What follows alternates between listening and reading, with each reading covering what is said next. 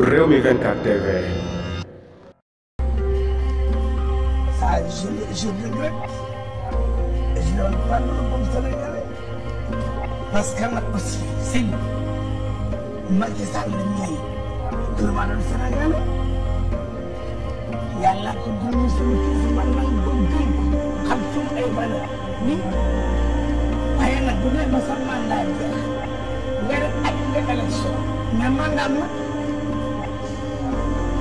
Macky Sall xëy ñu xëy rek taf ko ni ko jiite mi ngoo kooku Birima Ndiaye la jàkkaarloo ñu bari xam ko rek ay at mu toog di défendre ki nga xamante ne moom mooy président Macky Sall moom mii di Birima Ndiaye nekk ca jàkkaarloo tey jii rek moom mooy dànkaa fu njiitum réew mi Macky Sall ngir rek troisième mandat bi nga xamante ne rek mi ngi koy forcer Sénégalais yi daal di rek annulé li nga xamante ne rek mooy élection yi nga xamante ne ñëw na ba pare kon daal moom mii di Birima Ndiaye moo yëkkati yooyu kàddu di wax na rek troisième mandat bi Macky Sall waru ko def ndax moom mandat am jeex na mu mel ne kon ñu bari ñoo xam ne àndoon nañu moom ci mandat bi ña ngay rek naqar jëf ji rek mun nar a def Sénégal yi rek daal di reporter ji la élection rek mu doon loo xam ne neexul kenn moom Birima Ndiaye moo wax lii